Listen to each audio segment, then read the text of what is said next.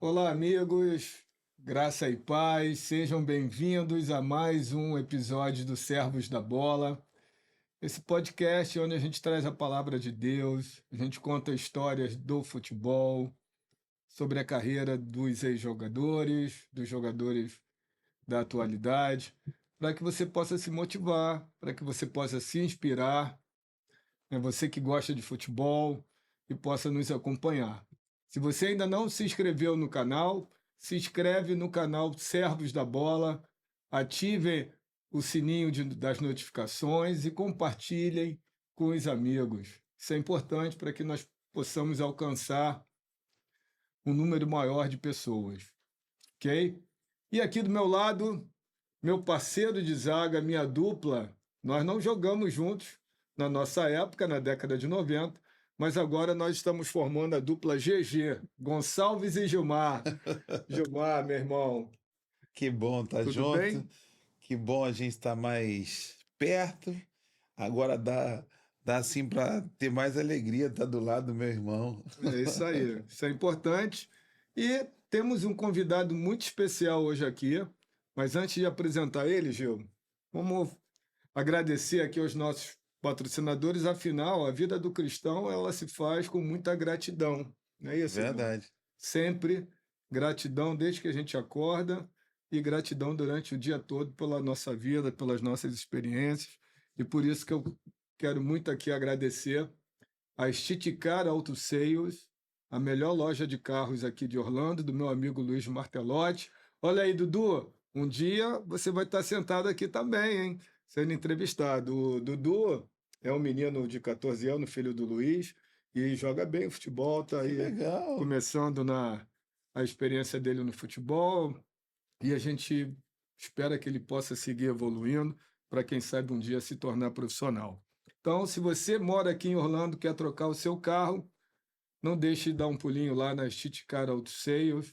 Várias marcas, modelos, condições especiais para pagamento, financiamento, somente com passaporte.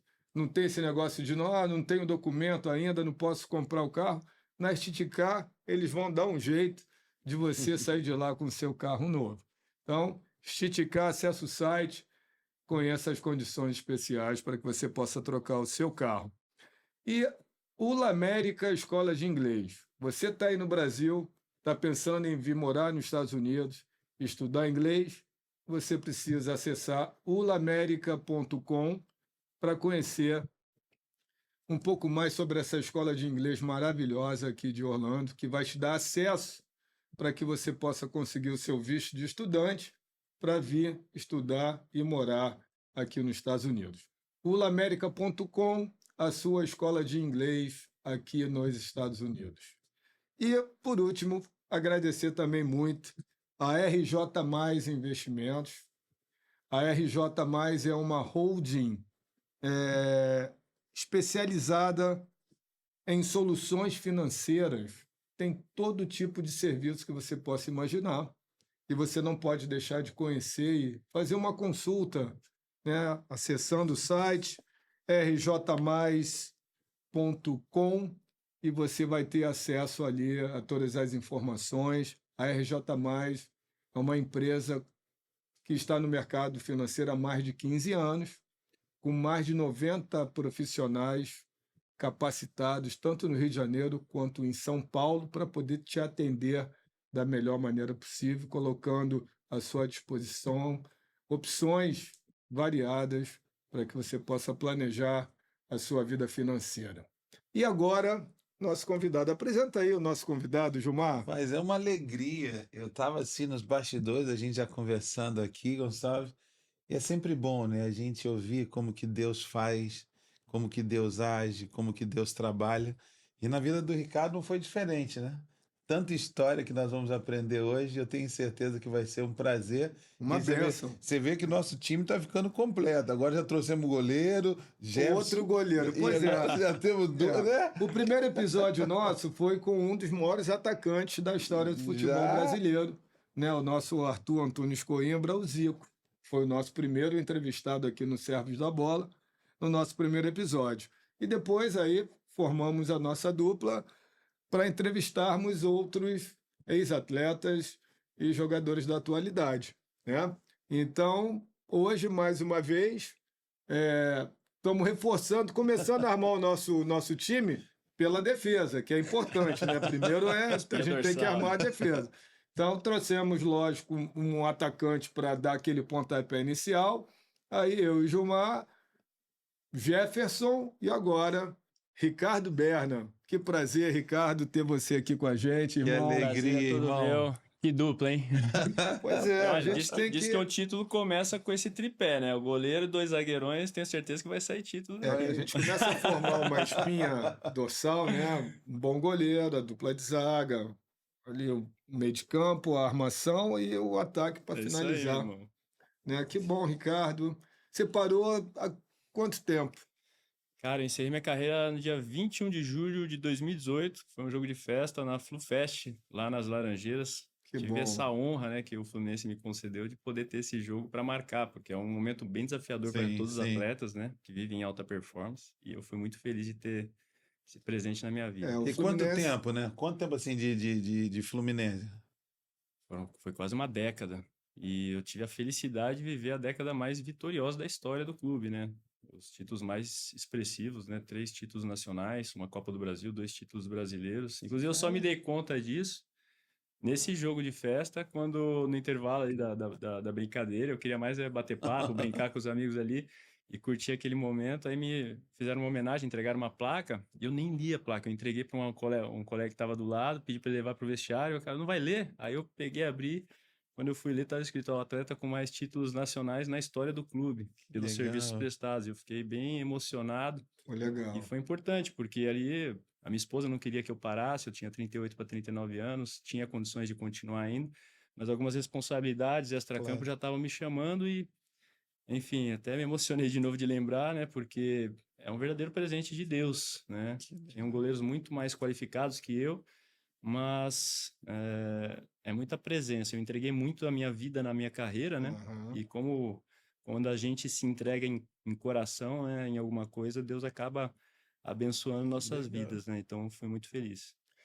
Você, assim, você teve essa passagem brilhante pelo Fluminense, mas a gente queria que, eu estou vendo um pouco, e hoje em dia é fácil porque na internet a garotada que está nos assistindo e que não conheceu, né, e pôde ver pessoalmente, e acompanhar a carreira do Ricardo Berna, é só ir na internet, dar um Vai Google ter que tem tudo. tudo ali, né? Mas é muito mais emocionante, é muito mais enriquecedor quando a gente ouve o próprio atleta, né, e ex-atleta contando a sua história. E a sua história é muito interessante, né, irmão? Uma bênção, acho que vai ser um bate-papo maravilhoso. Continue aí compartilhando para os amigos, nos seus grupos de WhatsApp, para que acompanhem esse episódio do Servo da Bola, que eu tenho certeza que vai abençoar muito a sua vida. Você começou cedo, né, a carreira, com uma Sim, experiência internacional. é Conta pra verdade. gente como é que foi o seu início. Eu já tinha tido uma experiência internacional aos 6 anos de idade. Meu pai trabalhava numa multinacional e veio fazer um trabalho, né, de uma especialidade que ele ajudou a desenvolver aqui nos Estados Unidos. Então, eu tive essa experiência com 6 anos de idade, de conhecer outro país, conhecer uma estrutura diferente. Mas com o falecimento do meu avô materno, nós voltamos para o Brasil e meu pai deu sequência na carreira dele por lá, mas sempre me incentivou, porque ele jogava futebol de salão, no gol, né? Eu nunca gostei de futebol de salão, porque a bola pequenininha, dura, né? Antigamente mais ainda, né? E era muita pancada, machucava mesmo. Mas eu também grandão, magrelo, não me dava muito bem com aquele chão, piso bem duro, né? E aí comecei a desenvolver no gramado, e meu pai sempre incentivando, até que conseguiu ali em 2015, desculpa, com 15 anos, em 95, ele conseguiu um teste para mim no Corinthians. Foi a minha primeira oportunidade, assim, de realmente enfrentar uma estrutura mais profissional. E aí eu passei ali com o Soletinho, tinha 12 goleiros na época, eu lembro. O pessoal aquecendo ali, já tinha uns goleiros que parece que já tinha passado ali umas 50 vezes que os caras coordenaram aquecimento, eu não sabia nem mexer a perna direito. E ele pegava a bola lá do meio campo, dava uns voleios pancada assim. E eu lembro que os goleiros davam ponte, voava, e meu ídolo era o Tafarel. Tafarel, E o Rafael. Tafarel, ele era conhecido por fazer defesas de forma assim simples, complexas, né? De forma simples. E eu imitava ele, eu modelava ele, né? Eu lembro que na Copa de 94, ele pegou aquele pênalti contra os Estados Unidos e eu vi minha família toda se abraçando, e família era uma brigaiada danada, né? E eu vi aquilo acontecendo, eu falei, cara, é isso que eu quero fazer, né? Mas relacionando com ver a família se abraçando. E eu olhei o Tafarel, né? Eu falei, cara, eu consigo fazer isso. Criança, moleque ali, né? Falei, eu consigo. Falei, aconteceu tudo primeiro aqui dentro, né? E eu me Entendeu? emocionei com aquilo. E aí eu comecei a ganhar mais confiança, né, descarregando algumas questões emocionais ali no esporte. E aí foi quando eu fui para esse teste, eu acho que eu imitei o Tafarel ali, né, de alguma forma, e o Solitinho reconheceu isso, e eu passei e comecei a treinar 3 vezes na semana com ele, matando aula num curso profissionalizante que eu fazia na Federal de São Paulo, um curso difícil de alcançar. Eu lembro que eram 2.500 vagas para 216 vagas, ou 2.500 concorrentes para Hum, 216 vagas. E eu estudei muito, eu sempre fui bom aluno, né? O conhecimento sempre foi um valor muito grande para mim, isso foi um calcanhar de Aquiles também para a minha hum, transcendência, né? Depois eu posso até compartilhar isso aqui, que o conhecimento, ele às vezes engana o homem, né, de boa fé. sim. E, enfim, acabou que eu passei naquele teste, comecei a treinar ali, desenvolver com o Solitinho, até apareceu um convite para ir para o Japão, que foi a experiência internacional que eu tive com o esporte. Eu fiz um intercâmbio numa escola lá no Japão, que era Com uma high 15 school, anos. 15 anos de idade. A ficha só caiu quando eu cheguei lá. Eu lembro que eu cheguei no aeroporto, aí eu desembarquei, fui pro subsolo para pegar o trem-bala, né? E chamam de Shinkansen lá. E depois, assistindo o filme Matrix, que veio depois, né? Eu lembrei daquela cena, porque eu cheguei no subsolo assim, era tanta gente e parecia que era todo mundo igual para mim, porque eu não estava acostumado com aquilo, né? Todo mundo de olhinho puxado, e eu era o corpo estranho ali, né? E eu lembro que eu foquei no cara que me encontrou lá no aeroporto. Eu falei, eu não posso perder de vista. Se eu me perder aqui, era tudo risquinho nas placas, eu não sabia ler nada, né? Mas aí você foi para o sub-15 de um clube profissional, né, do Japão. Então, o, Vegalta Ve- Sendai? Não. o Vegalta Sendai, que eles falam Begarta, né? Porque eles não têm o V no alfabeto deles, eles falam B. B. Ah, Begarta, né? legal. Porque era um patrocinador estrangeiro. Então, palavras estrangeiras, eles usam tem um alfabeto Uhum. específico lá. E aí, antigamente era o Brammel, né? Que virou Vegalta. Que virou Vegalta. Exato, é um time de Sendai. E eles tinham uma parceria com as escolas da região, porque assim, lá não tinha categoria de base. Os garotos novos jogavam pelas escolas, um campeonato Sim. intercolegial que As tinha, escolas públicas, sim, particulares também. particulares, Eu públicas e fui para uma escola particulares. Você particular. foi para uma escola E particular. eles concorriam, tinha Olimpíadas, tinha várias modalidades esportivas, até hipismo. Eu lembro que eu estudei numa área de intercâmbio que tinha americano que jogava basquete, chinesa feminino que jogava vôlei, tinha quenianos que faziam atletismo, tinham americanos que faziam atletismo, enfim, Caramba. e além disso, estudantes que pagavam para ir lá fazer um Sim. processo de intercâmbio também, para aprender a língua, Ou seja, o desenvolver. que acontece muito aqui nos Estados Unidos, esse Já Exatamente. modelo estava lá. também Já estava no acontecia Eu Japão. me lá. lembro disso, Isso em porque quando a gente 95. foi para o Japão, na nossa época, São Paulo, eu fui para o Japão umas 7 vezes, 3 para dar aula com São Paulo. Eu me lembro que a gente ia para as escolinhas de futebol e vinha gente assim de vários lugares. Em uma dessas oportunidades, eu me lembro que por que que você não vem morar aqui? Morar no Japão? Eu falei, eu? Assim, era na nossa cabeça, e imagino você tão novo, mas assim, era para mim uma coisa assim que Fora da não, realidade. não batia. Cara, a língua, tudo era muito difícil, comida. Eu falava, não, cara, assim, você chegava e você queria ir embora. Você, assim, cara, e era uma coisa que eles valorizavam muito a nossa ida lá. Sim, O aquecimento, sabe? A forma de alongar, a forma de você bater na bola, ensinar eles a exato. bater. Como que eles valorizavam? Eu acho que essa foi uma das maiores lições que eu tive no Japão. Que a forma como que você é recebido e como você recebe honra é uma coisa que você não esquece. Então ali eu pude assim sair dali com uma mentalidade de que se tem um país, se tem pessoas que sabe dar honra, se chama Japão. É verdade. Porque as pessoas ali assim, Você não tem ideia o carinho, e é de todos, não é uma pessoa assim, eles vão ali, te dão a mão, você precisa de alguma coisa, você levanta, eles tentam fazer de tudo para entender você, o que que você precisa.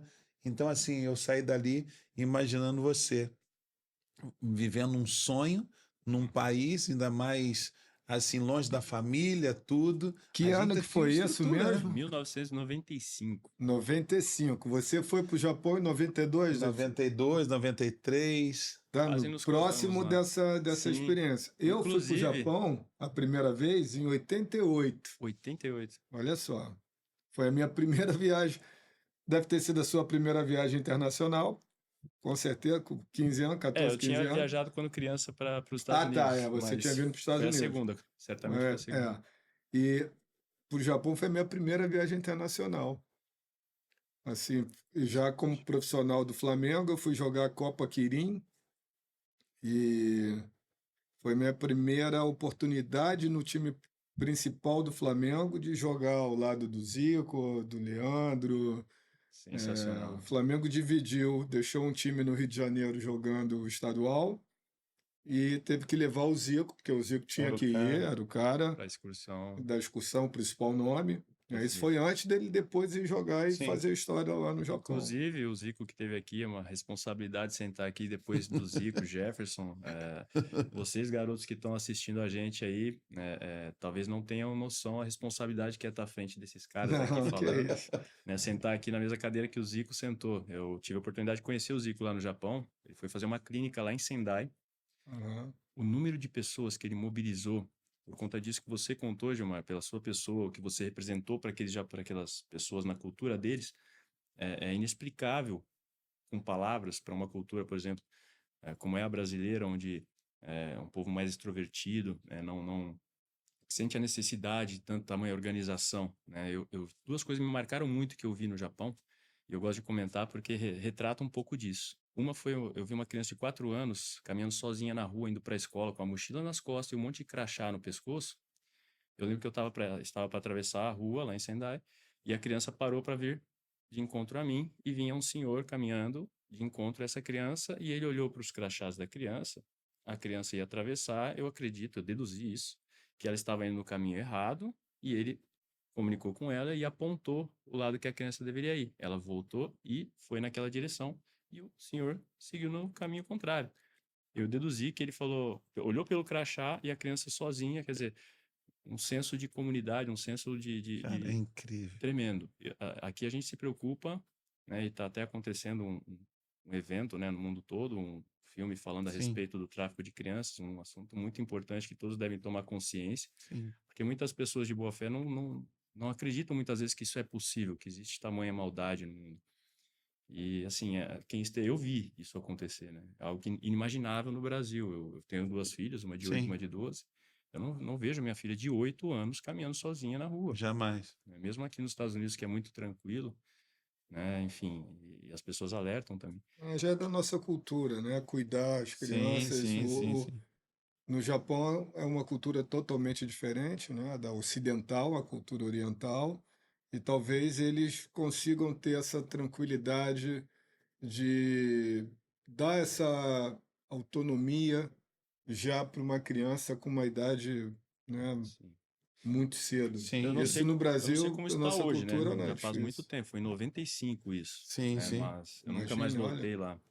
É porque é uma viagem bem cara, né? Não é simples para Você não voltar. chegou aí jogar lá com o Fluminense, ou com nenhum Nunca, clube, não? não voltei, não tive essa oportunidade. Eu até contei uma vez para fazer esse passeio com a minha família, mas ficou para 4 pessoas, 15 dias, em torno de 150 mil reais. Eu É falei, era um louco, investimento alto. é Eu uma falei, coisa de.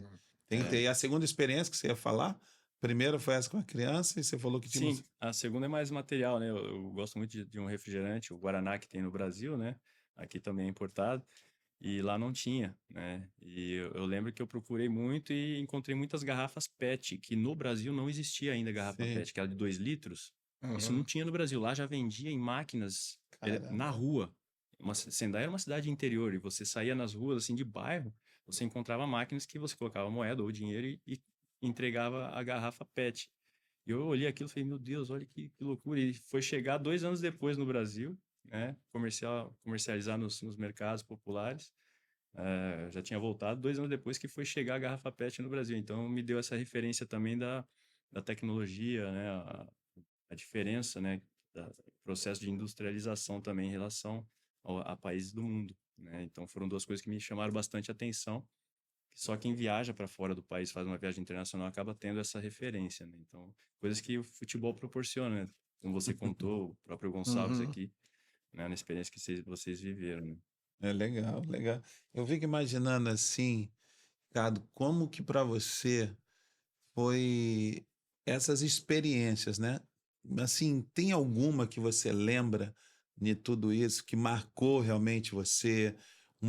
Não sei se uma positiva ou uma negativa, mas que você tirou uma lição muito jovem que você falou isso serviu de base para mim, porque todos nós, assim, a gente tem que ter uma base sólida para você crescer de uma forma que venha ser uma pessoa melhor, um exemplo dentro de casa, dentro de campo, fora de campo. Então a gente sempre tem uma base, né? A gente estava conversando outro dia, o Gonçalo. Assim, a tua base que você lembra, qual foi a dificuldade, o momento que você passou e falou: caramba, é isso aqui eu quero construir em cima desse alicerce essa carreira. Olha, são muitos os ensinamentos que eu poderia trazer aqui, né? Eu acho que é um processo de construção. Não tem ninguém assim que com um aprendizado vai se construir. Eu acredito muito que é um processo, né? Uhum. Mas sim, eu tenho várias lembranças, né? Ah, mas o que mais me alicerçou na minha vida, né? Não só na minha carreira, foram os ensinamentos que meu pai me deu, Legal. né? E lá no Japão mesmo, você falando, eu já comecei a buscar lembrança. Eu lembrei de um episódio que vocês não sabem o que é ir para o Japão, ficar um ano lá alojado com outros garotos, né? Com Tinha 15 anos, com 15 anos de idade e focar só em trabalhar e treinar, né? No caso, e viver uma cultura que é um choque de realidade. Sim. Você mencionou isso também, é realmente um choque, né? Nós encontramos outros brasileiros lá, né? E aquela euforia, né? Naquele momento de, vamos encontrar, vamos falar português, né? Vamos viver um pouquinho do nosso país. E nós marcamos um encontro em uma praia que ficava a uns 42 quilômetros de distância de onde nós morávamos. E aí tinha que pegar um trem, né? Chegar nessa praia e falar, vamos fazer o quê? Vamos fazer um luau. Aí acendemos os caçais lá, levamos um som, lembro que compramos pilhas gigantes assim para poder ter o som na praia e conversando ali e esquecemos da hora. E o último trem que para voltar para casa, ele passava era um horário específico. Eu lembro que o ônibus, também outra coisa que me impressionou lá. Você chegava no ponto, tava lá o horário 5h23. Eu falei, 5h23. 5h22 ele virava lá na curva, vinha, 5h23 ele parava no ponto, abria a porta, ficava 1 minuto com a porta aberta, fechava a porta e saía. Eu falava, não é possível. Cara, é Ônibus, muito. ônibus. Enfim, e aí nós acabamos perdendo aquele trem. Eu lembro que a gente estava na rua, o trem parou na estação, pela distância, calculamos, não dava para chegar. E assim, resumo da história, né? Nós tivemos que nos virar para voltar para casa, porque os táxis não levavam mais de 4 pessoas dentro, né?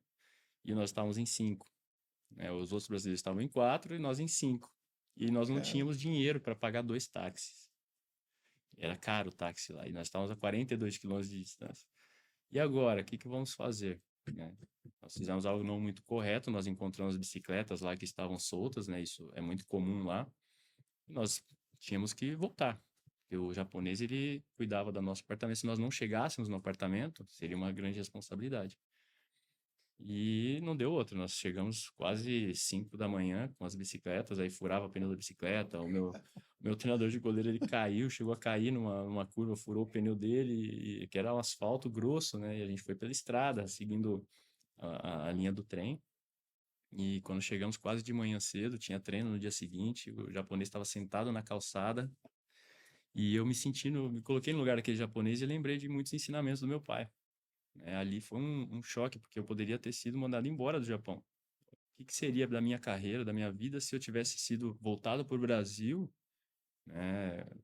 Um ato irresponsável. Mas, poxa, o que eu estava fazendo? Nada demais, eu estava buscando um momento de lazer. sim. E eu vivi muito isso na minha carreira, né? Vendo atletas que estavam ali sobre aquela pressão nos vestiários, sobre a imprensa, e eu sempre trazia essa lembrança, né, daquele momento ali que eu vivia. Eu falei, poxa, eu poderia ter voltado para casa como um derrotado, para minha família, imagina a vergonha para o meu pai, que sempre. Meu pai, eu saía, na época da juventude, eu saía com os meus amigos, enquanto eu não voltava para casa, ele não ia dormir. E ele É, trabalhava cedo, ele trabalhava duro. Eu não tive muito a presença do meu pai para brincar assim, porque ele sempre estava. Ele começou como office boy numa multinacional, ele chegou a cargo de diretoria em multinacional, quer dizer, ele foi prosperando. Eu lembro de cada promoção que ele foi recebendo, né? A gente comemorava em casa, ele chegava, sentava a gente no colo, ele contava e às vezes não podia sair para um restaurante, não era muito comum, não sei se ele não tinha condição na época, mas a gente fazia alguma coisa em casa, e isso marcou bastante, né? Então essa foi talvez o grande aprendizado, porque eu via atletas, né, que para eles é normal, né? Não, tem que comemorar, tem que celebrar realmente, com os meus amigos, com fraternizar. Eu sou uma pessoa comum, entre aspas, né? O atleta ele tem uma responsabilidade social, porque ele é pessoa pública. sim. Mas nesse momento eu entendi, né, o peso que tinha essa responsabilidade, ainda jovem, tive essa oportunidade e carreguei isso ao longo da minha carreira. Então, assim, se tive, né, em alguns momentos a liderança ali no vestiário, era isso que eu procurava coordenar junto ao grupo, né? E eu, por ser jogador, até talvez eu alcançava um ou outro ali, mas eu acredito que o exemplo é o que arrasta mais. Meu pai me deu isso, né, o exemplo, assim, Isso é É, legal. E a coisas assim, palavra de sempre Deus lembro. fala muito disso, de sim, honrar pai e mãe, né, de sim, buscar eh, seguir, né, segundo os seus sim, princípios e valores, e você ter, se nessa época você já se apegava à espiritualidade, porque você ficar longe da família, do pai, da mãe, né, uma Uhum. experiência diferente, e se sentir em determinados momentos sozinho, né, e Sim. não poder ter o abraço do pai e da mãe É, com 15 anos é uma experiência é, forte, né? Mas sim. acho que isso te fortaleceu porque você voltou ao Brasil, né? E qualquer um pode ver aqui que você também se profissionalizou jovem, com Verdade. 17 anos você já se profissionalizou, ou seja, depois de ter vivido uma experiência com 15 e você volta ao Brasil, porque aqui diz que você teve um sonho, Sim. Eu me profissionalizei no Guarani de Guarani Campinas, de Campinas, uhum, na época o presidente era o Beto Zini, um cara sensacional. em Betuzini, Tratava dos 97. jogadores, dos atletas como filhos, né? Foi um grande presidente que eu tive na minha carreira. E, assim, já cheguei com um grande destaque, porque eu passei um ano no Japão. Eu lembro quando eu cheguei no aeroporto, a minha mãe não me reconheceu. Eu cheguei para abraçar ela, ela ficou olhando por cima do meu ombro esperando eu sair. Porque eu ganhei 12 quilos de massa magra e crescimento corporal, por conta da alimentação e a carga de treinamentos. Eu nunca tinha treinado na minha vida, então ela não me reconheceu Em mesmo. um ano você ganhou Em 12 um ano, quilos. 12 quilos. Eu estava em Caramba. fase de crescimento, claro, claro. mas a alimentação deles é muito saudável. E eu lembro que o primeiro treino que eu fiz lá, eles colocaram a gente para correr 1 hora e depois marcou quanto cada um correu. E não tinha como fugir, porque era um parque gigante. Eles faziam um triângulo, um ficava lá, outro aqui, tinha que passar pelos três o tempo todo. Então não tinha corte no caminho, né? Enfim, mas assim, você mencionou aí O Guarani é se profissionalizar com 17 anos e, enfim, Você a fez uma pergunta base, específica, eu esqueci a pergunta.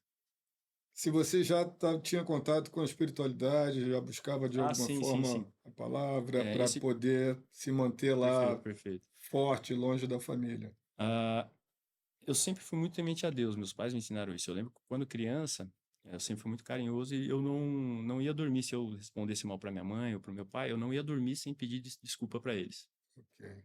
Eu sempre fui assim. Até comentei com vocês aqui antes da gente começar que eu sempre fui um cara muito altruísta, mas eu cortava a própria carne, né? Em que sentido, né?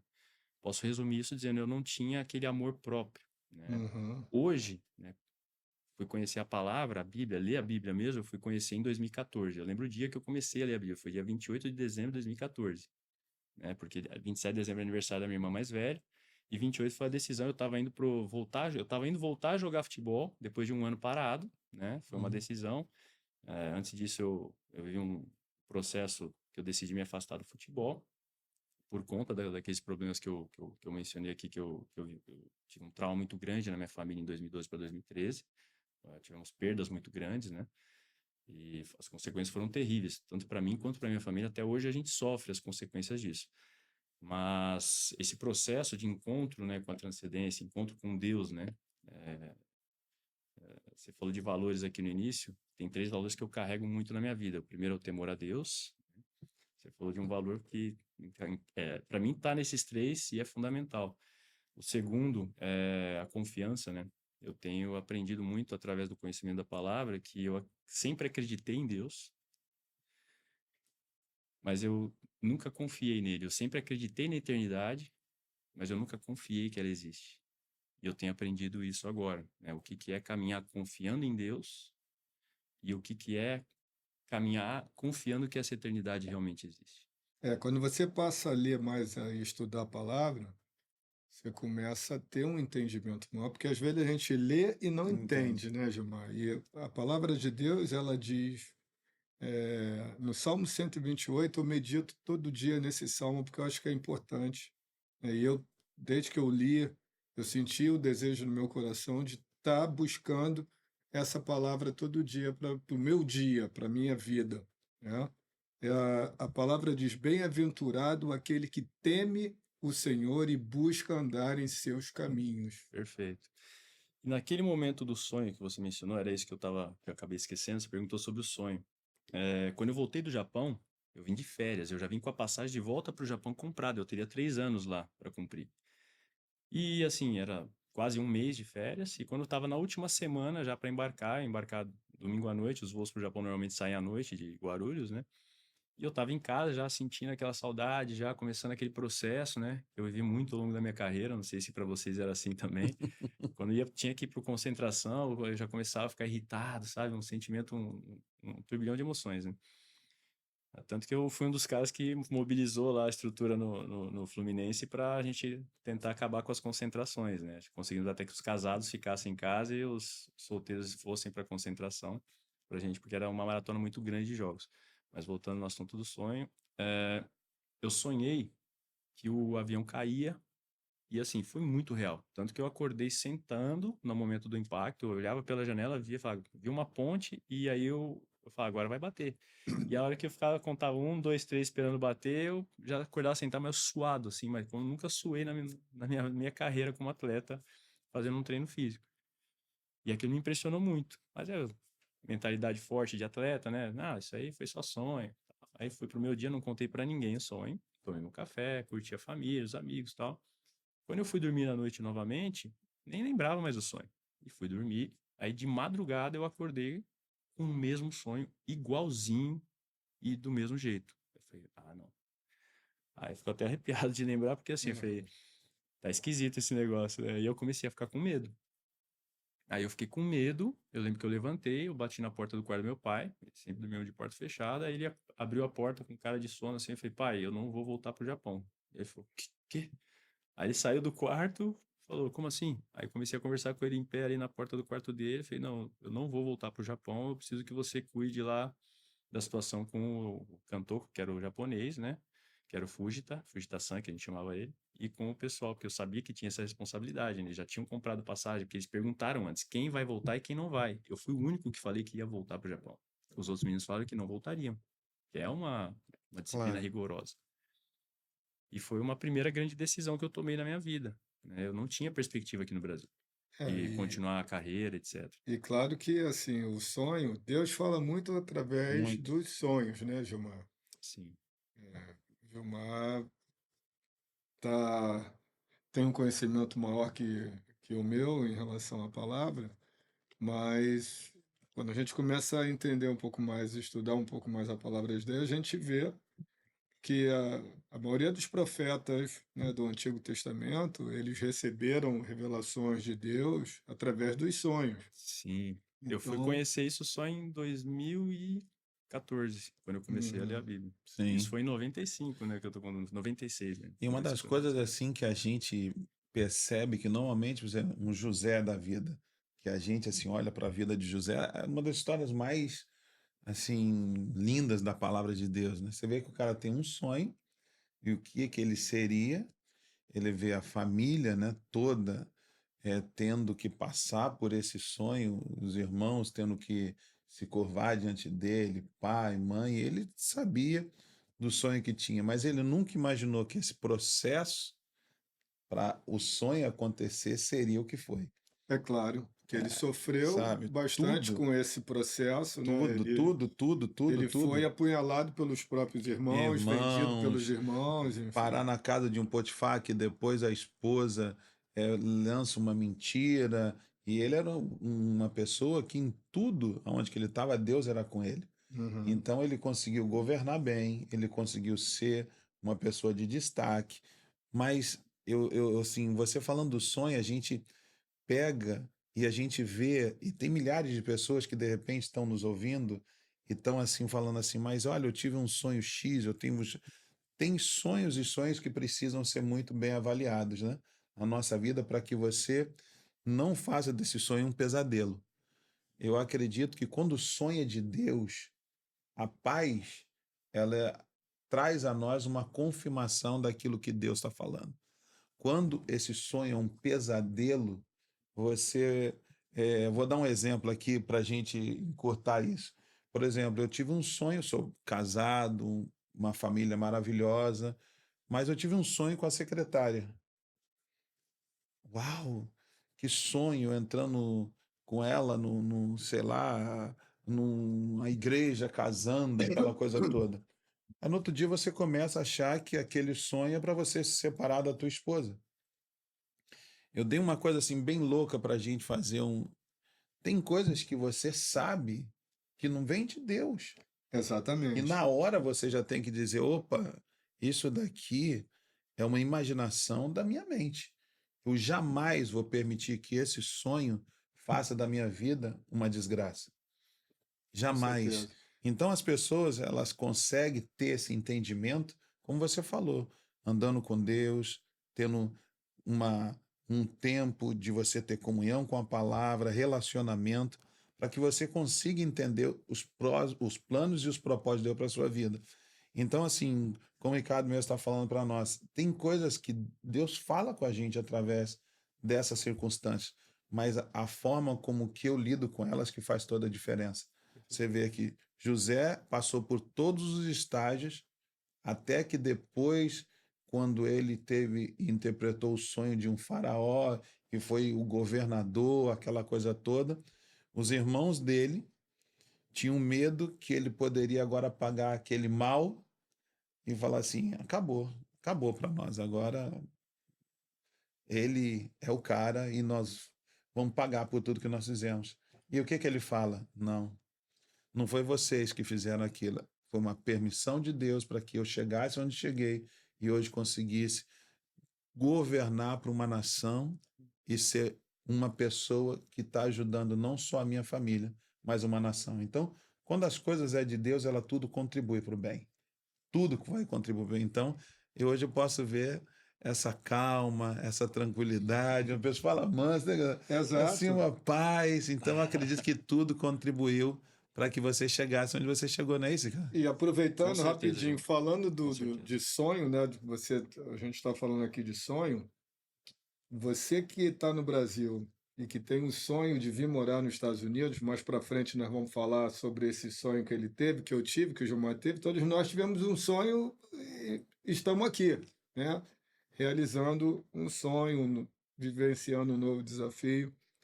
Mas para esse sonho virar realidade, a gente precisa tomar algumas decisões, né? Perfeito. E a primeira dela é se planejar financeiramente. Então, se você tem esse sonho e quer vir morar nos Estados Unidos, você não pode deixar de conhecer a RJ+, Investimentos, que vai te ajudar a se planejar bem, né, financeiramente, para que você possa vir realizar esse sonho de morar aqui nos Estados Unidos.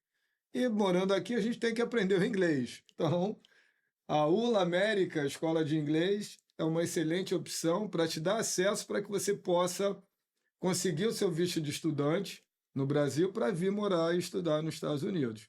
E chegando aqui, a gente tem que se locomover, né, Gil? De alguma forma, você já deve estar com o seu carro, tranquilo, a sua esposa e tal. A gente tem que comprar um carro. Então, a dica dos servos da bola é a Street Car, né? A Street Car do meu amigo Luiz Martelotti, que lá tem a facilidade de financiamento, você pode escolher lá as melhores marcas e sair de lá com seu carro novo. Car Auto Sales, a dica dos servos da bola aí para quem quer comprar um carro novo. E aí, quer dizer, o sonho que te fez permanecer no Brasil, né, acabou, logicamente, direcionando a sua vida para que você começasse a evoluir no futebol também no Brasil. Exato. Guarani, Guarani se profissionalizou com 17 anos. 17 anos, cheguei a maior alegria, cheguei a ser naquela revista Placar, né? Placar. Apareceu meu rostinho lá, tipo, eles faziam os desenhos como se fosse figurinha, né? Naquela época eu já Aham. tinha, colecionava da Copa, eu tinha do Gonçalves lá. Boa, 97 eu já estava. Bati muito bafo com a sua 97, figurinha, viu, Mas Gonçalves? muito bom, 97 você já devia estar conhecendo a história da rebolada do Edmundo, que foi em 97 que o Sim, Edmundo fez sim. aquela rebolada na minha frente Um cara que e também aí foi muito repercutiu movido no por um Brasil todo. sentimento, né, controverso ali, né? Ele era bem polêmico por conta disso, né? Mas era É. um cara, quando eu conheci, um cara de um coração gigante. Sim. E eu conheci ele até num jogo que eu joguei contra ele no Maracanã, ele no Aham. Palmeiras. É um momento difícil do Fluminense, eu consegui entrar e ajudar bastante. Eu tava muito bem. Ele chegou finalizando de primeira, eu peguei, assim, a gente fala meio que sem querer, né? Mas foi uma Aham. velocidade de reação ali com o cotovelo. E ele, assim, ele viu aquilo, e o Edmundo, eu vi jogar na TV, tô jogando contra ele. Aí eu girei assim, caí. Quando eu vejo uma chuteira assim, ele me ajudando a levantar, falou: Que defesa, hein, garoto? Aí a gente, eu encontrei com ele depois em algumas festas assim, a gente conversou. Cara, Legal, o muito bacana. Edmundo é um cara assim bacana, mandar um abraço para ele aí, se estiver nos assistindo. Verdade. Que agora de animal ele não tem mais nada. Nada. E isso é lógico, com a experiência, com a vivência, a gente Sim, sim. vai evoluindo e vai crescendo. Mas um beijo, Ed. Você é um cara que mora no meu coração. Apesar de que tem muito botafoguense, muito vascaíno que botafoguense principalmente me encontra e fala, pô, por que tu não deu no meio dele, né? Que quando ele te rebolou na sua frente? Eu falo, pô, não, porque eu sempre fui um cara mais tranquilo de pensar bem antes de tomar Verdade. minhas Não é Mas à também toa que ali tem foi uma uns. coisa que não era, assim, a gente que viu a cena, eu fiquei imaginando como é que você também teve uma percepção assim, de retribuir de uma forma que, assim, acho que Claro, porque desconstruiu, ó, a né? semana toda, né, não se falou em outra coisa na mídia Sim, lá no sim. Rio de Janeiro. E aí veio o jogo de volta. Nós ganhamos e fomos campeões. Aí na minha mente, na hora, falei, galera, vem aqui, vamos lá, vamos retribuir. Todo mundo vamos rebolar lá na frente da torcida do Vasco. Cara, mas são essas brincadeiras que faz também a alegria do ambiente do Do futebol, né? Mas futebol, é desde que seja uma verdade. forma saudável, Sim, né? A sim, sim, sim. violência, nada justifica a violência, Verdade. aí já é ultrapassar limites que esses valores narram. E eu não falei o terceiro, que foi o que o Gonçalves mencionou, né? Eu falei o temor a Deus, a confiança, né? E o terceiro que é a gratidão, né? Eu acho Isso, que o futebol fez por todos nós, né, justifica uma atitude como a que você com teve, de certeza. não revidar ali com Sim. agressividade e fazer uma brincadeira similar, né, mas até respeitosa na altura, mas que não agride ninguém. Então, Os basta servos da termos. bola, a gente tem o propósito, Berna, de estar trazendo a palavra de Deus, linkando com as nossas experiências profissionais, porque é importante a gente estar, nesse momento, eh, levando essa palavra de paz para as pessoas, principalmente assistindo o que tem acontecido nos estádios de futebol, né? E como o futebol hoje está mais, digamos, a emoção está mais à flor da pele, Sim, porque a gente vê a mudança emocional dos torcedores com uma velocidade impressionante. Um time é campeão um mês, o torcedor está ali apoiando e tal. Vira o mês, perde dois, três jogos, o mesmo torcedor que há menos de um mês estava lá apoiando, declarando o amor ao clube, está xingando, está querendo bater no jogador, está Sim. querendo, está brigando entre si. Então, assim, a gente quer estar sempre falando do amor de Deus, da gratidão e utilizando o futebol, né, como esse veículo de estar transmitindo essa paz que excede todo o entendimento, de estar muito levando importante. a vocês exemplos, né, de motivação, mas também, principalmente, de paz, de amor, de gratidão. É isso. E a gente percebe também, Ricardo, assim, eu vejo hoje a responsabilidade que tem cada um de nós, né? Porque eu posso fomentar uma grande ira numa torcida ou eu posso ser aquele apaziguador. A forma como que você trata com isso, né? Então, acho que a nossa experiência serviu para a gente ajudar. Tem muitos atletas que hoje eu consigo ver alguns falando, mas eles não conseguem imaginar que há poder em suas palavras, né? A palavra, quando ela é bem colocada, ela acalma a ira. Exato. Quando a palavra ela é mal colocada, ela incende um furor, incende uma ira. E tudo isso a gente tem visto hoje, pessoas que muitas vezes depois ele fala, gente, eu não devia ter falado isso, eu não devia ter colocado isso.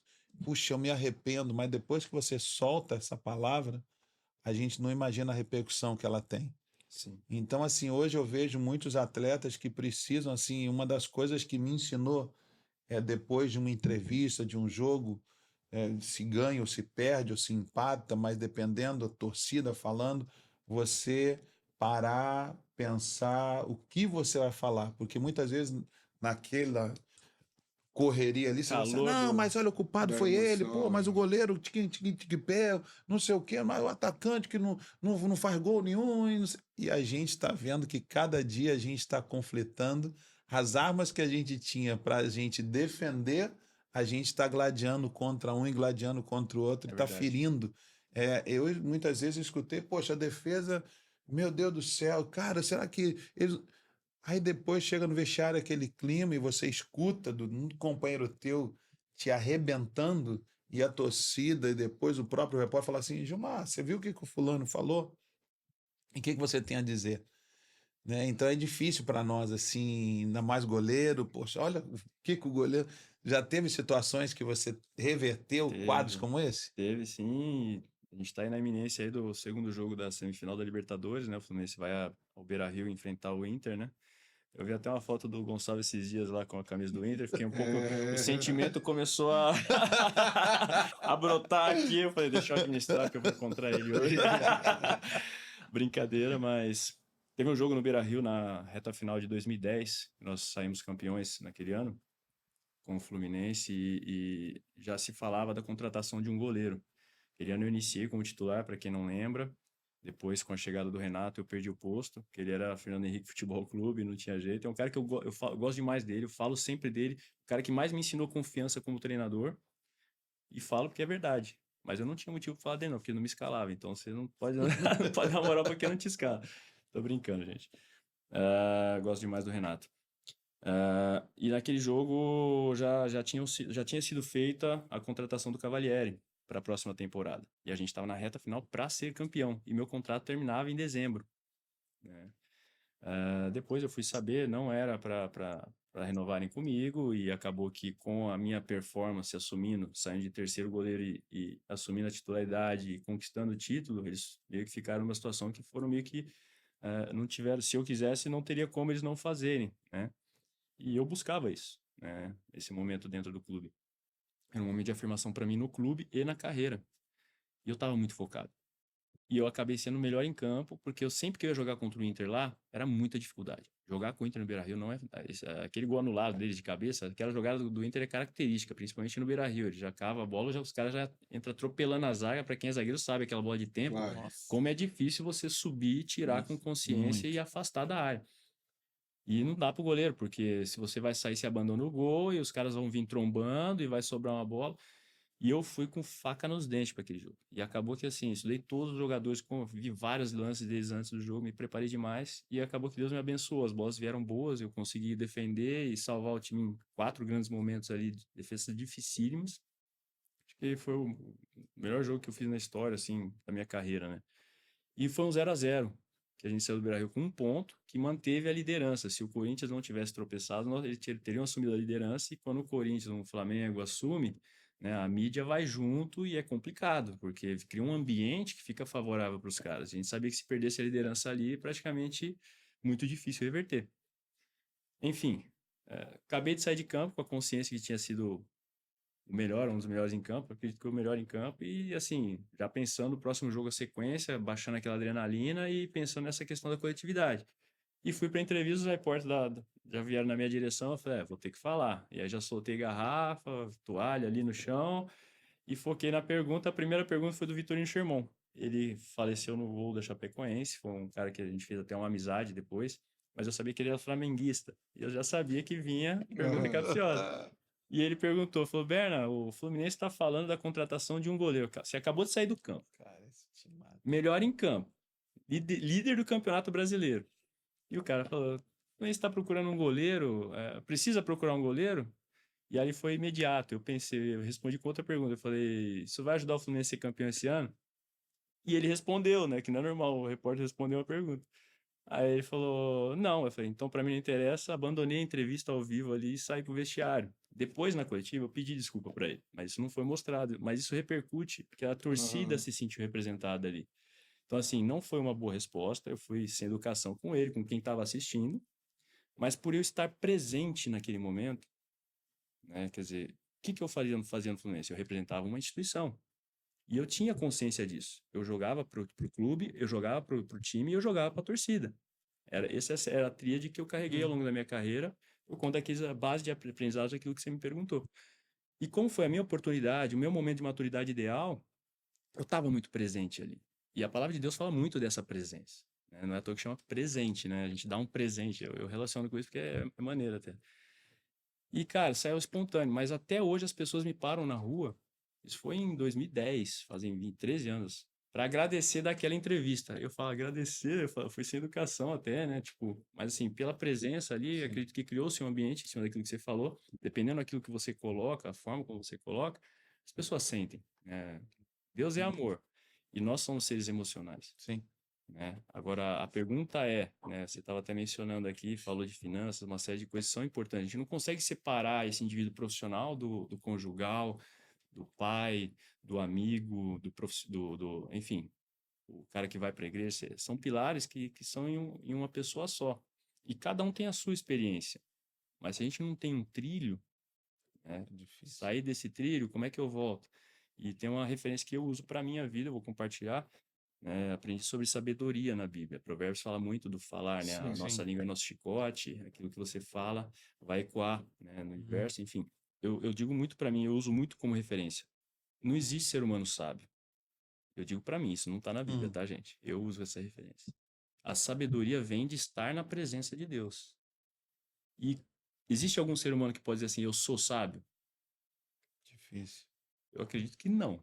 Eu acredito que não. Posso mudar essa crença se alguém me provar, eu mudo. Exato, porque o que a gente pode, o ser humano, ele busca o conhecimento o tempo todo, mas Sim. conhecimento é diferente de sabedoria. Perfeito. Conhecimento a gente consegue com os homens, mas sabedoria é só de Na Deus. presença de Deus. Então Só eu na costumo dizer presença, assim, tem razão. eu só sei se eu fui sábio ou não com o resultado. Só que o resultado só vem depois. Se eu ficar preocupado com o resultado, eu vou ficar ansioso. E a ansiedade também não é de Deus, porque ele quer que a gente viva o presente. Sim. Se eu pegar as coisas do passado e ficar vendo aquele passado, construindo a minha história aqui, eu também posso, se for algo triste, eu vou ficar depressivo, né? Eu vou ficar angustiado, talvez, porque eu vou querer construir de novo e gera ansiedade. Então, assim, eu estava muito presente naquele momento. Então, assim, mesmo algo ruim, Deus transforma em algo bom. Bom. E Deus sabia no meu coração a pureza que estava ali de querer representar a instituição, representar meus colegas. Tanto que eu lembro que eu cheguei na volta da viagem, o Fred estava machucado e não foi para aquele jogo. Eu encontrei com ele, ele viu a repercussão do jogo, viu a entrevista toda e viu de fora, né? Acho que e o Fred é um grande líder, né? Claro. Eu lembro que eu encontrei com ele entrando no vestiário das Laranjeiras, ele tava vindo do departamento médico e ele falou: Caramba, Berninha, né? Tipo, o Fred, por exemplo, é uma boa referência, porque é um líder, um cara que Sim. viveu a experiência de Copa do Mundo, seleção, e eu não tive, eu não vivi isso. Então, os jogadores jovens também, isso é muito importante, né? Por exemplo, na minha carreira eu pensei, pô, eu posso fazer isso que o Tafarel fez. E eu tive muito problema com treinadores, inclusive o Muricy, que me escalou nessa. Eu nunca tinha visto um treinador pegar em um campeonato nacional de um grande país como o Brasil, representativamente pro futebol, substituir um goleiro com o time em primeiro lugar no campeonato. Eu nunca tinha visto isso. Eu pesquisei e não achei. Falei, preciso de uma referência, né? Como é que eu vou agir, como é que eu vou comunicar? E não achei. Eu falei, cara, que sensação esquisita, né? Aí eu falei, vou focar no que eu faço aqui no dia a dia e vamos embora. Mas é importante para os atletas novos entenderem, né? Eu tive muito problema com... O próprio Muricy falou para mim assim, falou, você fala muito. E eu até hoje eu não sei o que ele quis dizer com aquilo, né? Você é um bom goleiro, um bom menino, mas você fala muito. Foi a única comunicação que ele teve comigo num treino. E aquilo me fez, né, tipo, segurar um pouco a onda e tal. Ele soube falar a coisa certa na hora certa. Mas até hoje eu nunca perguntei para ele por que ele me falou isso.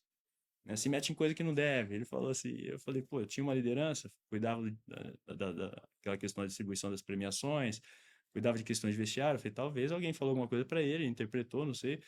Mas é assim, aquilo, a gente, com maturidade, a gente vai administrando. Sim. Mas para esses garotos jovens, é importante você saber, eu não tinha isso, né? Eu Uhum. acreditava que eu era muito bom, eu sabia que eu podia estar numa seleção, disputando uma Copa do Mundo, eu sentia isso. Mas o que eu comunicava? Né? Eu esperava, respeitava o meu momento, né? O que eu construí, o que eu comuniquei até hoje, o que viram eu comunicar. Uma coisa é o que está aqui dentro, o que eu penso, o que eu sinto a meu respeito.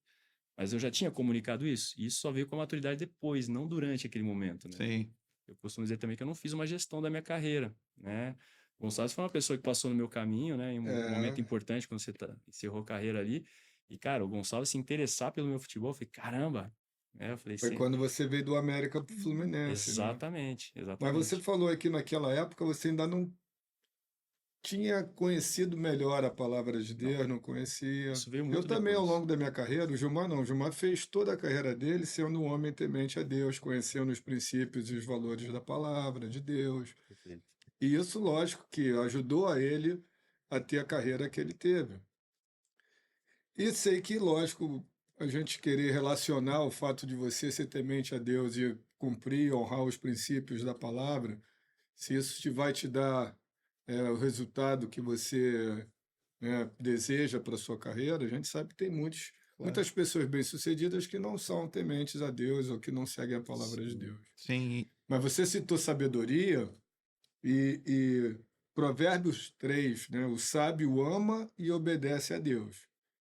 E Salomão, né, com a sua sabedoria divina, ele escreve esse provérbio citando que, filho meu, não te esqueças das minhas ordenanças, mas permita que o teu coração guarde os meus mandamentos. Então, acho que o primeiro passo para a gente conseguir ou ter a revelação de Deus da sabedoria é guardar os mandamentos, Sim. né, E Gilmar? o primeiro princípio que a Bíblia nos ensina é que o temor do Senhor é o princípio da sabedoria.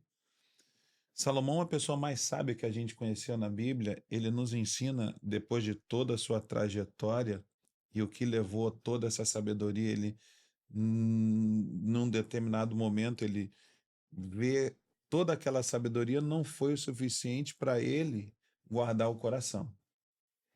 E se envolveu com várias mulheres que adoravam deuses diferentes e que ele acabou permitindo que aquilo ele também vivesse.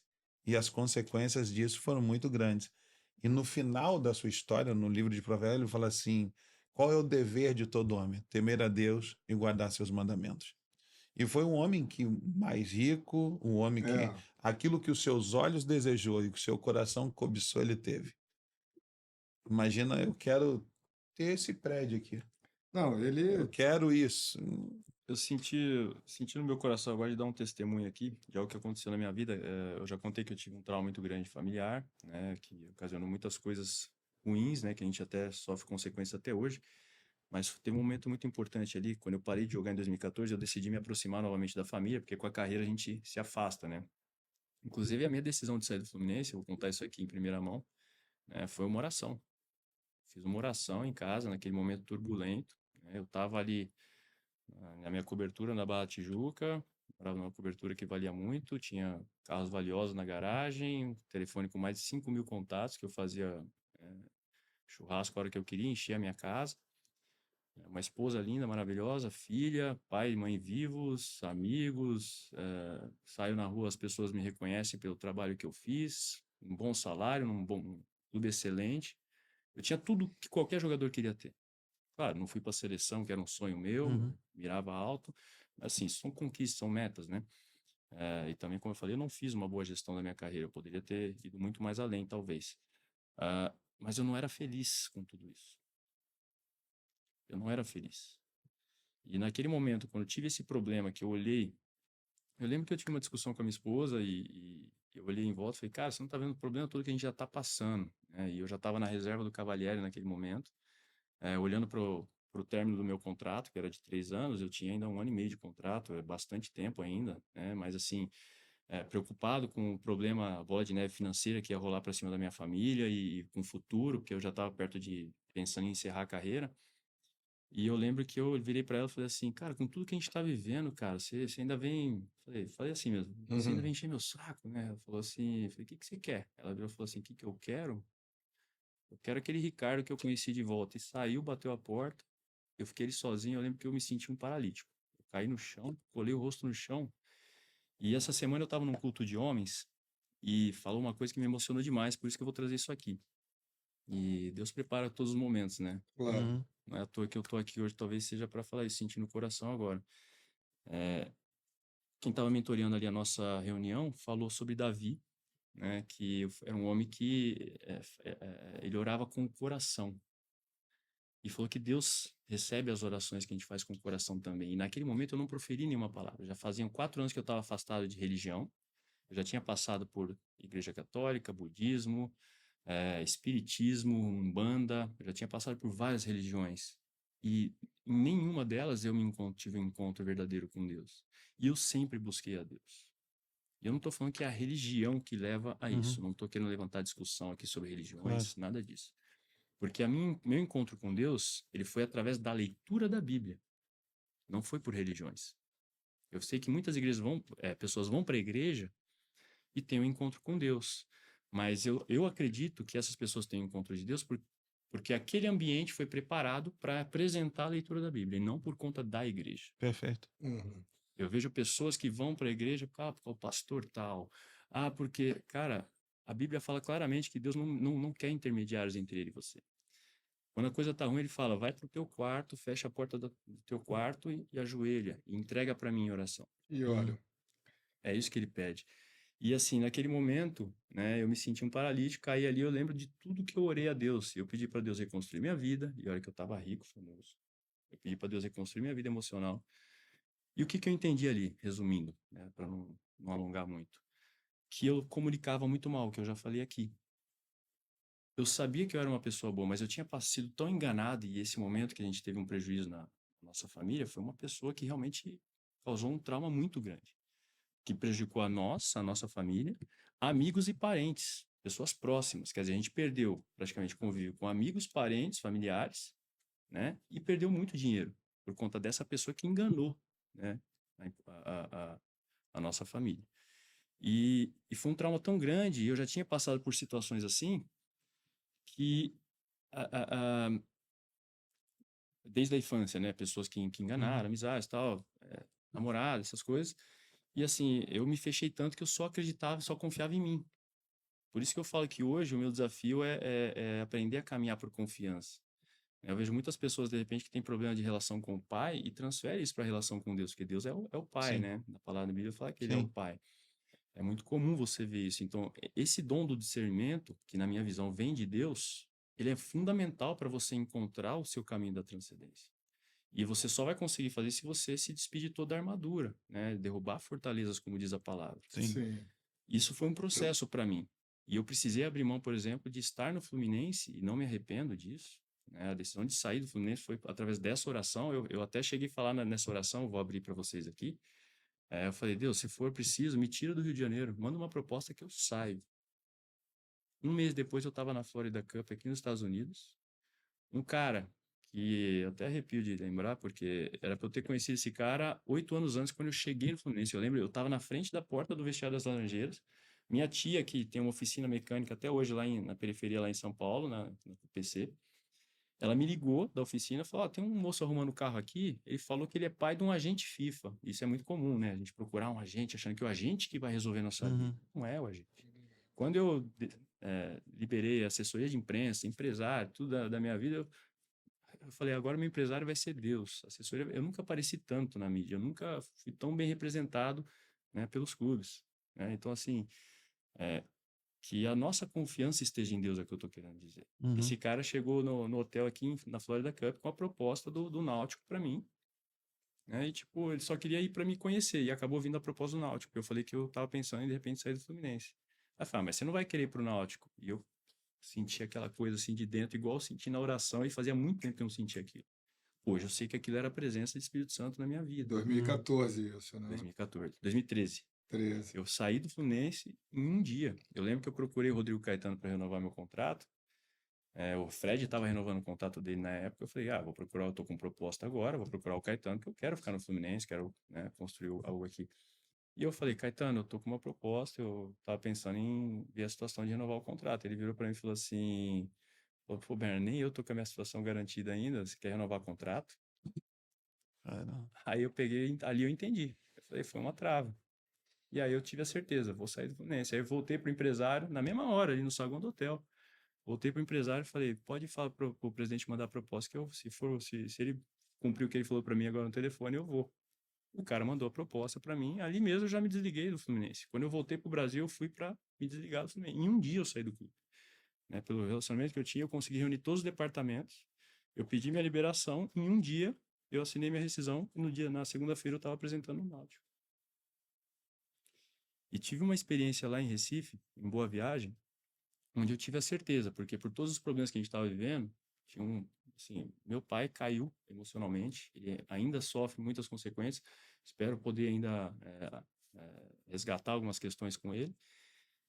Minhas irmãs, né, perdi amigos, perdi contato com parentes por causa dessa situação, mas foi a melhor coisa que aconteceu na minha vida, porque eu resgatei minha alma, resgatei minha alma. Você E a começou a buscar a comprovação, Deus. na verdade, assim, eu fui através desse impulso da oração. Claro. E a comprovação disso, Deus vai dando sinais. Ele foi conduzindo essa história.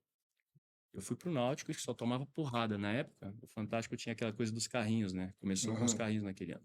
Eu lembro que minha sogra me deu um curso de competência emocional de presente, porque ela viu que a gente estava muito triste com tudo que estava acontecendo. E sair do Fluminense pro Náutico, para muitos no mundo, é uma derrota. Sim. Você falou isso aqui, né? Mas eu vejo muito o que é vitória e conquista para o mundo. O que é vitória e conquista para Deus? Sim. Eu sigo essa vertente. Com convicção, porque a minha vida de lá para cá é um testemunho de fé. Que, assim, se eu contar como é que eu vim parar aqui nos Estados Unidos, é que a gente não tem tanto tempo hoje, mas se eu contar, ele vai falar: não é possível, Berna, você foi assim, sabe? A pessoa que foca no mundo não vai acreditar que foi assim, Não vai. entende? Mas para Deus tudo é possível. Quem anda Tudo é por fé não possível. tem jeito. Eu Eu só vendo. queria contar esse testemunho da praia. Né? Eu estava na praia em Boa Viagem, o Náutico estava tomando pancada. A gente perdeu de 6 do Atlético Paranaense lá na. Não foi na Baixada, eles estavam alugando um campo fora. Vocês estavam em obra, a Baixada, na época da arquibancada lá. E na volta eu tinha até um contratempo com uma aeromoça no avião. Eu estava bem irritado, assim, né, com tudo que estava acontecendo. E ela teve uma situação, quis me humilhar na frente de todo mundo, fez eu sair lá de trás, pegar a mala na frente. E tinha um repórter sentado, ele fez a matéria em cima daquilo, me pichando, né, porque tudo era motivo para pichar os jogadores do Náutico. E eu lembro que eu fui para esse curso que minha sogra me deu, tinha 900 pessoas e o cara lá na frente querendo dar um exemplo de que não dá para você falar, comunicar algo alegre pensando algo triste. Só que o cara que estava lá ajudando ele era cearense. Cearense perde o amigo, mas não perde a piada. E o cara não conseguia ajudar. Ele falou, vai, me ajuda, cara. Vai, pensa algo triste aí. Aí o cara não conseguia. Ele falou, vai, pensa que você é... Como é que chama aquele carrinho lá que só derrapa? Aí todo mundo, o Náutico. Vai, pensa que você é o goleiro do Náutico. E eu tava lá para equilibrar minhas emoções. Aí, tipo, todo mundo olhou para mim assim, 900 pessoas, né? Aí eu acabei ficando amigo do cara. O curso dele é sensacional. Aconselho que as pessoas busquem sim conhecimento. É muito importante. Claro. O conhecimento da palavra me trouxe muita base. O conhecimento científico me trouxe muita base. Mas a palavra é clara, né? Deus os sábios para confundir os loucos. Não vai se basear pelo conhecimento, você vai tropeçar. Eu era assim. Conhecimento era um valor importante para mim. Eu fui igual ao Tomé, eu tive que ver para aquilo. Esse dia na praia, quando já estava tudo, né? A gente só tomando porrada, a gente escapou de ser a pior campanha da história nos brasileiros. No último jogo contra o Corinthians, foi a única, a segunda, tive 2 expulsões na minha carreira. Essa foi uma delas, né? Tava assim, então eu falei, a gente tem que sair dessa situação. Não posso ficar com essa marca na minha carreira. Acabei sendo expulso numa treta lá com o zagueiro que deixou o cotovelo no lance aéreo lá e tal. Mas a gente conseguiu livrar, ganhamos de 1-0 do Corinthians na última rodada. E aí eu fui pra praia com a minha família depois disso tudo e tava ali triste, né? Eu olhei e falei, cara, que merda que eu fiz com a minha vida. Tirei minha esposa do Rio de Janeiro, minhas filhas da escola, os amigos, tô longe da família. vai vir uma bola financeira de problemas, e por isso eu recomendo, procure aí o nosso amigo, como é que chama, o patrocinador? RJ Mais Procure o Investimento. RJ Mais Investimento, é importante. Eu tive os caras da XP dentro do meu apartamento para não fazer aquele investimento, e eu fiz, né, acreditando que era uma empresa da minha família, mas eles foram enganados, teve rolo de falsificação de documento, desviaram todo o dinheiro num esquema assim internacional, coisa assim grande, né? E a justiça não resolveu. Então, assim, não se baseie pelas leis dos homens, se baseie pelas leis de Deus, porque o trauma pode ser grande. Pessoas pensarem em tirar a própria vida por conta É. disso, A entende? palavra de Deus é que pode te dar conforto, Sim. força e paz, né, interior para que você possa E naquele lidar com essas momento lá na situações. praia, Gonçalo, desculpa te cortar, mas assim, só para fechar esse assunto, eu tinha todos os motivos para desistir ali e falar. Porque eu olhei assim e falei, cara, eu tô agora no Náutico, eu pensei em usar o Náutico de trampolim para ir para outro clube grande. Vai vir o ano que vem a Série B, vai ser uma subida gigante, quem já jogou Série B sabe. A subida que é jogar a Série B, para mim não tem problema. Eu comecei jogando todas as vitaminas em São Paulo, estava acostumado com isso. Fui até brincar um jogo aqui nos Estados Unidos com os mexicanos ali, cara. Campo ruim, meu Deus do céu, pancadaria. Eu falei, vou encarar. Aí fui, brinquei lá e tal. Mas também não vou mais, não, porque já não tô mais na idade, né? E aí tava na praia naquele momento, aí eu comecei a olhar. Deus falava muito comigo através das nuvens, né? Eu olhava pra nuvem e Deus falava muito comigo, e aí eu olhei assim, eu tava triste, e só tava as nuvens chatinhas, assim, sem formato, nublado, um dia, assim, estranho. E eu lembro que eu pensei, eu falei, cara, tudo por causa de uma oração. E eu nem sei se Deus existe, cara. A hora que eu pensei aquilo, o mesmo frio que eu senti naquela primeira oração no Rio de Janeiro, que eu falei assim, se for o caso, manda uma proposta. O meu racional pensou assim, você tá louco? Sair do Fluminense? Abandonar isso aqui que você tem? A hora que eu pensei isso na primeira oração lá no Rio de Janeiro, meu coração desceu tipo uma gastrite, bateu no meu estômago, uma dor.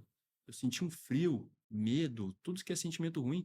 E eu tava sentindo uma coisa muito boa. Há muito tempo eu não sentia quando eu fiz a oração. E aí eu falei, não, é isso mesmo, manda a proposta que eu saio. E aí voltou aquele calor, que hoje eu sei que é a presença. E aí aquele gelo bateu de novo ali naquele momento na praia, quando eu falei, eu nem sei se Deus existe. Aí eu falei, cara. E aí eu fiquei pálido na hora, minha esposa que não sabia de nada estava acontecendo na minha cabeça, estava indo na minha frente com a minha filhinha com medo do barulho do mar nos corais. Eu morava no Rio de Janeiro. Minha filha tinha 2 anos, eu tinha levado ela uma vez na praia, ela estava com medo do barulho do mar. Eu falei, cara, que loucura, né? E ali eu entendi, né? A questão dos valores, que eu falei que eu comunicava mal, e... Bom, deixa eu finalizar, senão não vou fechar o assunto. Sei que eu tava ali, fiquei muito triste, fiquei pálido, a minha esposa olhou e falou, cara, você tá pálido? Eu falei, não, acho que eu tomei café, não tomei café e tal. Aí, nessa hora eu tava entregue. Tava entregue. Tinha passado um cara correndo, o cara voltou, ele pisou de tênis, dentro da água, assim. Até assustei, levantei assim, encarei o cara assim, ele pegou e falou, desculpe, aquele sotaque nordestino. Desculpe, eu não... é, é, tirou o boné, tirou o óculos escuro assim, pediu desculpa pra minha esposa, não quero atrapalhar o momento de família aqui não, mas é... Aí ele olhou bem dentro do meu olho e falou assim, eu não sei se você vai entender, mas eu tava passando correndo aqui, eu vi vocês aqui, e Deus pediu pra eu voltar aqui e falar pra você seguir firme no seu propósito, que ele vai lhe honrar. Naquele momento, eu tive a certeza que Deus existe. Não tem ser humano que venha com conhecimento, discussão. Meu cunhado, ele é ateu. Ele é cientista, ele é matemático, a gente conversa muito sobre isso, e ele fala, o único momento, né, abraço, Henricão, te amo, a gente conversa muito sobre isso abertamente, eu respeito, né? Tem outros amigos que são ateus também, tem outras opções até, e eu falo abertamente com as pessoas sobre isso, né? Acho que a opção é a experiência de cada um, né? Eu não posso querer convencer você, Gilmar, Claro. você, Gonçalves, de que a minha experiência é a verdade. Não, acho que isso é uma prepotência, né? Deus sabe que é Deus e ele não se gaba disso, né? E as pessoas sabem reconhecer, né? Os apóstolos todos souberam reconhecer que ele era Deus e seguiram ele inconsequentemente. E as vidas foram transformadas e foram referência para que muitos pudessem ser alcançados. E aí meu cunhado fala assim, o único momento que eu acredito nesse seu Deus aí é aquele milésimo de segundo antes do Big Bang. Aí eu falo, então já tá bom, porque ele fala que se tiver uma fé do tamanho de uma...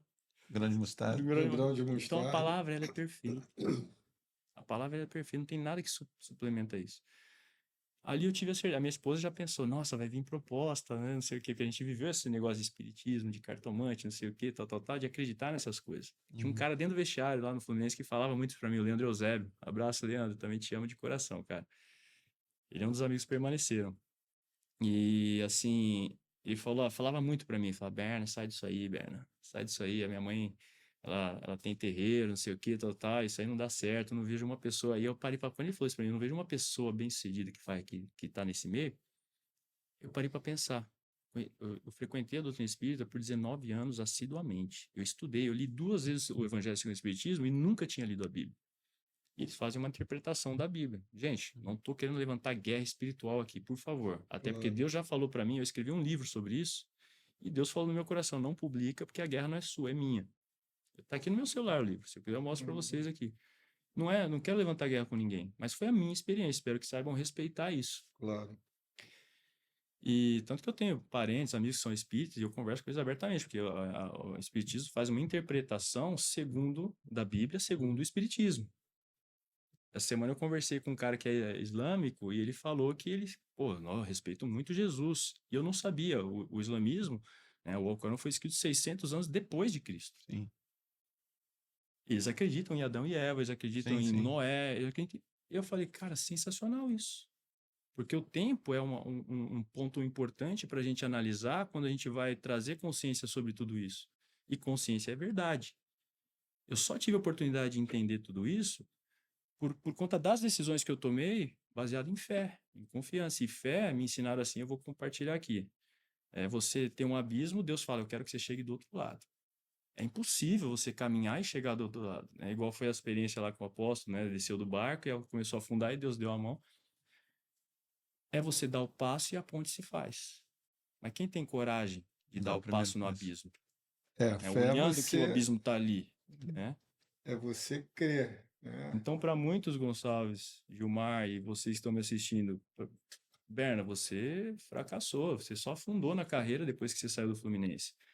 Pelo contrário, eu conquistei muito mais do que eu conquistei a minha vida toda. Eu reconquistei a minha família, né? Eu ganhei o coração das minhas filhas, e até tem um exemplo bacana que eu gosto. Eu tentei ensinar minhas filhas, né, a escovar o dente no banheiro, elas escovavam o dente andando pela casa, e eu não percebia que eu não dava o exemplo.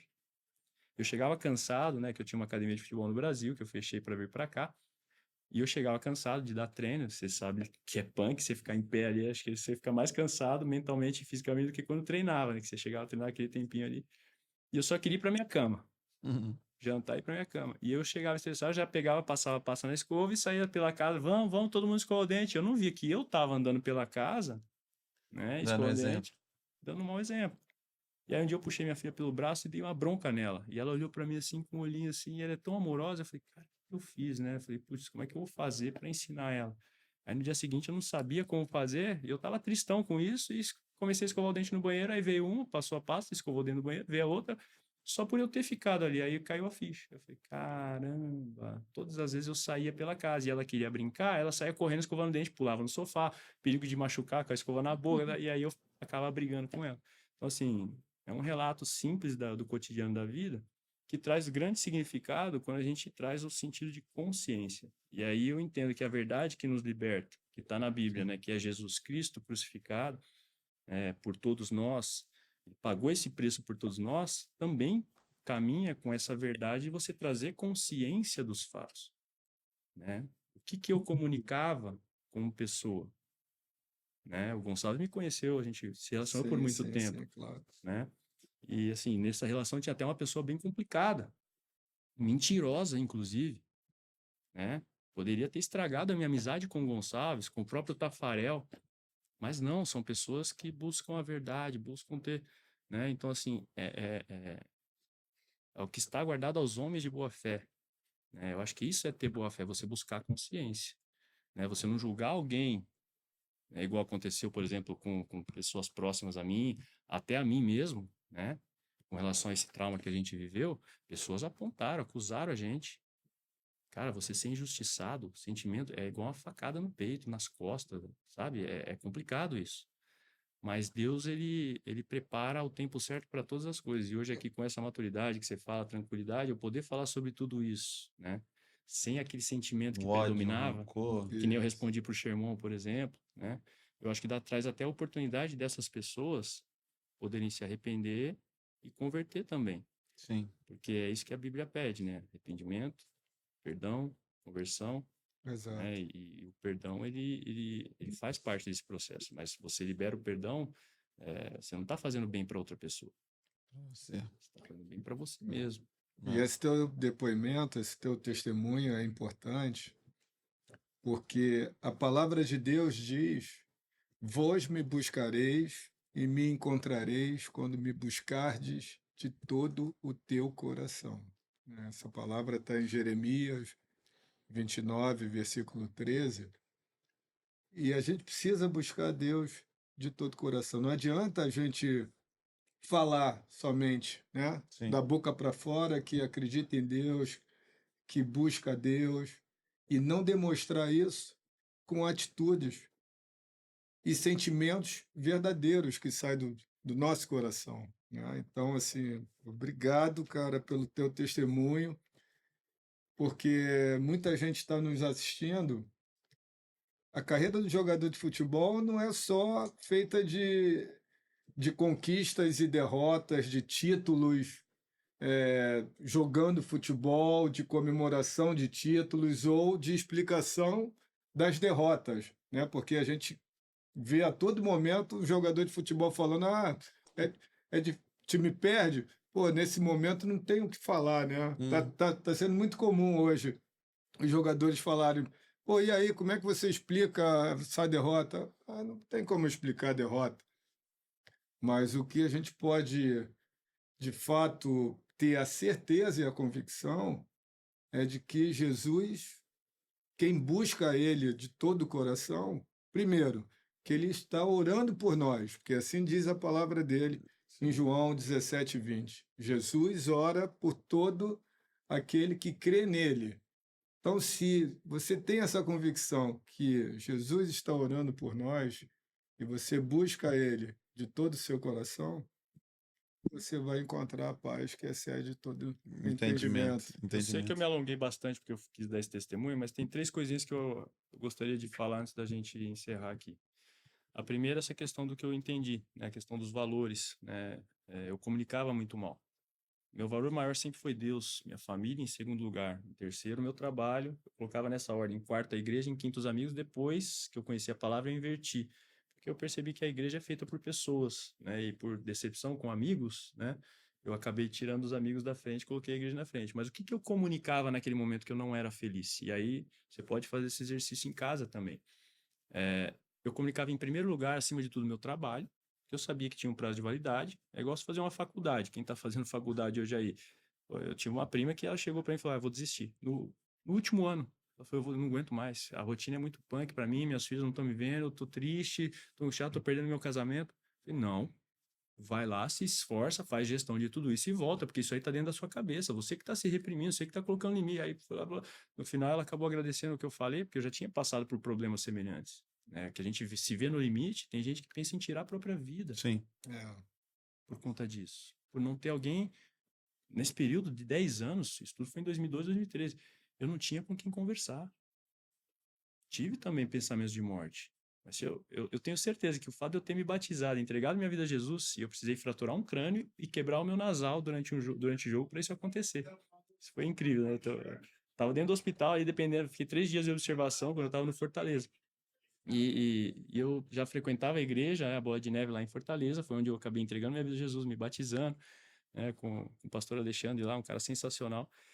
E assim, eu entreguei minha vida ali para médicos que eu nem conhecia, e eu falava: pô, jogador, né? Eu falei: cara, o cara vai ver eu levantando a mão ali, entregando, eu ficava com vergonha, né? Quando eu tinha um pastor lá em Macaé, que era cara tremendo também, um coração gigante, minha vaidade, o meu orgulho não me deixava entregar, mas o pastor, ele gostava de futebol. E eu sentei lá no último banco, não queria que ninguém me conhecesse para eu poder fazer minha fé ali tranquilinho, né? Comunicar tranquilinho. E aí, no primeiro dia que eu fui na igreja dele, ele: pô, quem que é? É o Berna que tá ali? Caramba, né? E eu não consegui fazer aquilo naquele período, eu tinha muita vontade. Olha como que o meu egoísmo, né? Vaidade, essas coisas não me permitia viver algo que é maravilhoso. Então, assim, Uhum. às vezes você culpa pessoas, mas você não está olhando para dentro, que é você o responsável por tomar uma decisão para aquilo que é maravilhoso que tá guardado para sua vida. Então, você não precisa competir com o outro, você não precisa ser melhor que o outro, Claro. o que é seu tá guardado. E eu acabei me entregando lá em Fortaleza. E eu tive que fraturar o crânio e eu entreguei minha vida para médicos que eu nem conhecia. Minha esposa estava amamentando minha filha, a segunda, né, a Letícia.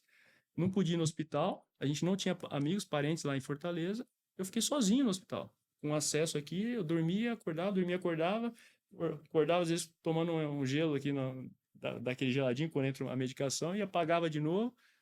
Falei, eles podem fazer qualquer coisa comigo aqui que eu tô entregue. Aí veio o insight. Eu falei, cara, se eu entrego para pessoas que eu não conheço, por que eu não vou entregar para Jesus?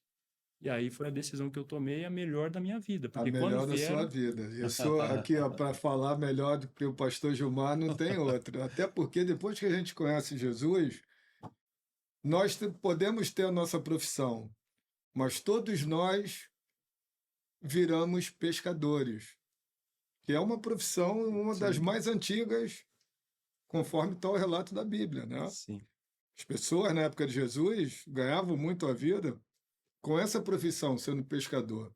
Mas Jesus fala para Pedro: larga tudo e siga-me, eu vou te fazer pescador De homens. de homens. Então, se a gente tem essa consciência de que uma vez que a gente entrega a nossa vida para Jesus, além de tudo que a gente faz, a gente passa a ter uma outra profissão, a gente tem que, né, buscar cada vez mais de todo o coração esse relacionamento com Ele. Eu tô nesse É isso. caminho aí, quero aprender contigo, Gilmar, porque Vamos lá. um, Cara, É, obrigado. A gente tem que te agradecer. O passei do tempo papo, aqui, cara. Eu falo muito. o A minha papo esposa não. E aposta a que é gente o vai. que mais fala mesmo. Você está aqui no Celebration, nós estamos diretamente de Orlando, cidade de Orlando, Estúdio Celebration, e não vai faltar oportunidade para que a gente possa estar aqui trocando essa resenha novamente, Eu que né? isso agradeço, aí. Gonçalo, Tá Gilmar, vendo? obrigado pelo convite, uma honra, verdadeiramente uma honra. Minha esposa adora o trabalho da sua esposa, ela pediu até para deixar um abraço grande para Obrigado. ela, ajudou muito nesse processo, o trabalho que a sua esposa desenvolve, a Aline, que a minha esposa também chama Aline. Agradecer o Boa. convite e deixar um último recado para as pessoas, né, que vocês busquem ter consciência e organizar os seus valores, né, Claro, entender com consciência, efetivamente, o que vocês estão comunicando, porque eu falo isso muito para os meus atletas, você não é o que você pensa a seu respeito, você não é o que você sente a seu respeito, você é, para o mundo, aquilo que você comunica. Se claro. você não fizer uma boa Claro. gestão disso, você vai se frustrar, você vai se equivocar. Então, essa sabedoria que vem de Deus, né, é muito É. importante E eu para Isso fico aí, assim, irmão. pensar nisso, fazer só esse resumo de tudo que a gente falou. Tem duas coisas assim que a gente não pode abrir mão. Primeiro, é que a nossa vida, quando você entende, ela faz esse 360, e por mais que você pense que não, a gente está nessa caminhada. Você não vai ter jeito. Em um momento você vai ter que escolher, ou você vai para cá ou você vai para cá. A sua escolha, a sua decisão é que vai determinar se você realmente vai ter uma vida de paz, uma vida de bênção, ou se você vai viver em busca daquilo que o mundo hoje oferece. Então, é uma escolha. Cada um de nós faz a nossa escolha. Bernard andou, mas um dia ele teve que fazer a escolha dele. No mar, olhando, será que Deus existe? Assim vai ser com você também. Por mais que a gente possa falar o que a gente venha falar, você vai ter que fazer a sua escolha. E que você possa pensar muito bem, porque aqui a gente está falando de uma pessoa que teve dinheiro, fama, sucesso, as glórias do mundo, jogar no Fluminense e tantos outros clubes, mas tinha um vazio aqui dentro, que não preenche com dinheiro, com fama, com sucesso. E ele encontrou essa paz em Cristo Jesus. Que você reflita nisso, eu tenho certeza que se você está procurando paz, só tem um caminho. E esse caminho, Jesus diz, eu sou o caminho, a verdade e a vida. Que Deus te abençoe. E obrigado mais É uma vez, isso. irmão. Valeu, valeu, gente. Não deixem de se inscrever no canal, ativar o sininho para que vocês recebam as notificações e compartilhar com os amigos nos grupos de WhatsApp, com os familiares. Servos da Bola Podcast é o seu podcast de toda semana.